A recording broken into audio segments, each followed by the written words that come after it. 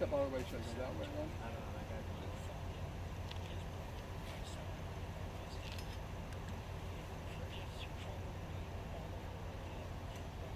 Do you want me to go past you into it?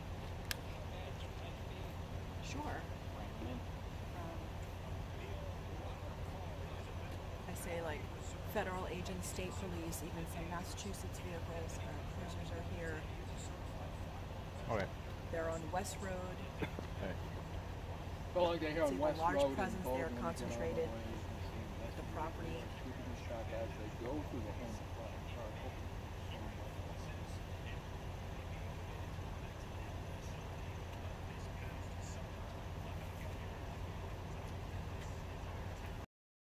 And the teamwork of all of the professionals and other team members here at Central Maine Medical Center that had to deal with this unprecedented demand in their services and the need to care for so many patients in such a short time.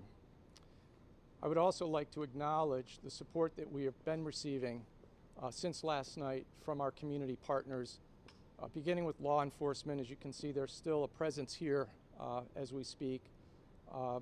We have also been supported by our hospital partners in dealing with the patients that we treated last night. They all offered support and they came to our aid just when we needed them the most.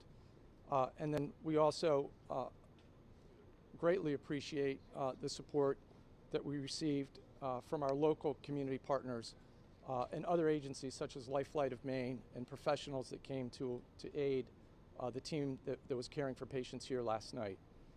So with that, I'd like to introduce Dr. John Alexander. Dr. Alexander is the Chief Medical Officer of Central Maine Healthcare, and he can give you more specifics on the numbers of patients and their conditions that we treated and last night and continue to care for here at Central Maine Medical Center.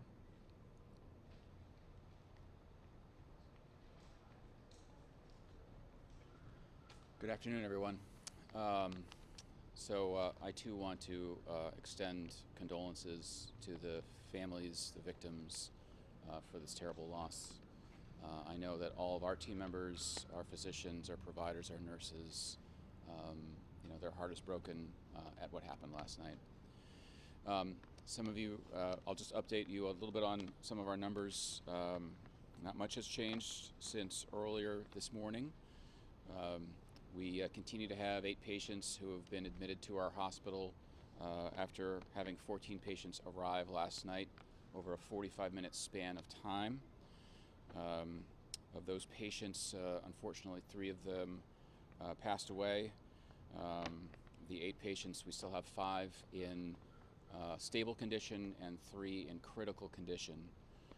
To give you a nature of what we were dealing with last night, we had approximately 50 providers, nurses, respiratory therapists working tirelessly on the patients that we were seeing here. At one point had 7 patients in our ORs.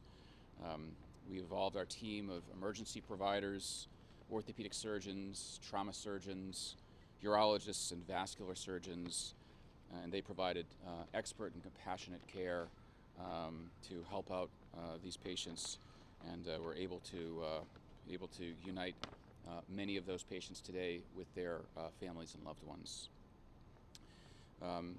Our team continues to be resilient despite everything that has transpired over the last 24 hours. We're continuing to provide services for the patients who need us in our community. We will begin taking care of additional patients tomorrow, in order to continue to meet the needs of those in our community. Question was raised earlier this morning around the emotional and mental well-being of our patients and of our team members. We are providing 24-hour coverage of mental health and emotional health support for all of our employees and our team members here, as well as partnering with community agencies, both locally and somewhat distant, for mental health and well-being of our patients. We again want to thank the outpouring of support that we've received. We're continuing to receive requests and offers to help and assist us from medical professionals, service industries, and other community members in our own community while they deal with this tragedy across the state and across the nation. And we are very grateful to serve the people of Central Maine. John, do you want to mention how many patients were brought from the scene coming into St. Mary's? Sure. Yep. Just again to clarify some of our numbers, we had 14 patients brought to us from the scene. Of those patients, one was transferred down to Maine Medical Center. One of those patients was transferred over to St. Mary's.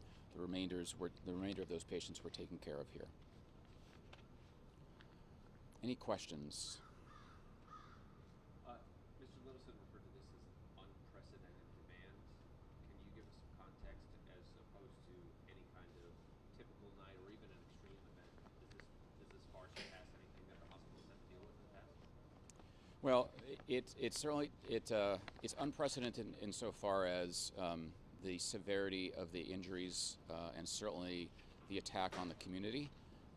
Our team is prepared to deal with mass casualty incidents as this one was, and in terms of the volume of patients that we saw of a very short period of time, that certainly rises to a level that we don't often see. We may have seen something like this just a few times in other major incidents, but certainly last night was very difficult. And what made it more difficult was the fact that this is our community. A lot of our team members work and live in this community. They know people in this community. They had family members and loved ones and friends who may have been out in these establishments last night. So very difficult for them, but they persevered and took care of the patients that they needed to take care of. What do you want people to know about what it was like to take care of these kinds of injuries, these gunshot wounds? We have real expertise in our. I mentioned many of our surgical specialists. They have expertise in these areas. I would say I'll pass along some of the words from both our chief of surgery and our chief of emergency medicine at the pride that they felt in not only the providers, the nursing staff, but all of the support staff, and how they were able to take care of so many patients as quickly as they did and as well as they did. Yes? How many would you say are in critical condition or on their way to recovery? Yeah, again, we have 8 patients right now in our hospital. 5 of them are stable. 3 of them are in critical condition, and we're continuing to monitor their condition closely. Can you give us a sense of the ages of the patients? At this point, we're not releasing that information. We're working in conjunction with law enforcement agencies. Are any of those patients still unidentified? At this point, none of the patients that we have here admitted are unidentified. You said you have 50 staff members working on that. Did you call in all available staff? So the way it really worked is that, in fact, we alerted our team members that we needed additional staff members here. We don't specifically call in individuals, but we work in a really close-knit community, and once the call went out, we had people coming in and helping. So, we had about 50 people working actively, and then we probably had another 50 or so individuals who were just standing by, ready to help. And we needed that help last night. We had obviously a lot of people from the community who were gathering around the hospital who needed our support, so we were able to provide that to them. Are the families able to visit with the patients that remain here? We've had families visiting with patients today, and we'll continue to do so. That's an important part of their healing process as well. I know you say you have experts with these kinds of gunshot wounds and that you're prepared for a mass casualty event. Had you had specific conversations with your team about a potential mass shooting in the past and what the plan would be? We have. We drill on these types of scenarios, multiple times a year.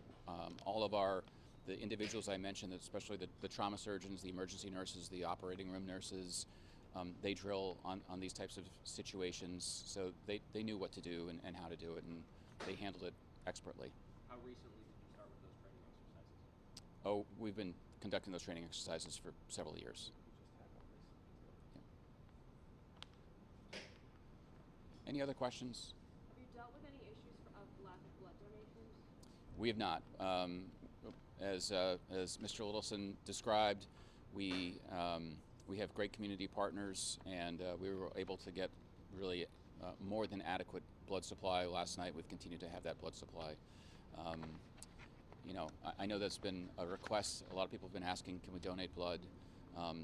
At this point, again, our preference first and foremost is for everyone to shelter in place and stay safe.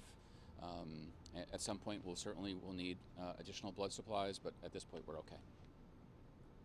How are you holding up? Thanks for asking. It's been a long 24 hours for myself as well as all of our team, but we're hanging in there together, and that's what's important. Thanks, everyone. All right, thank you. Thank you. Oh, yeah.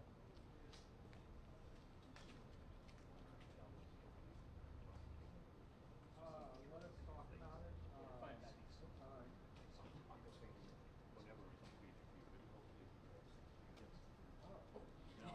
No.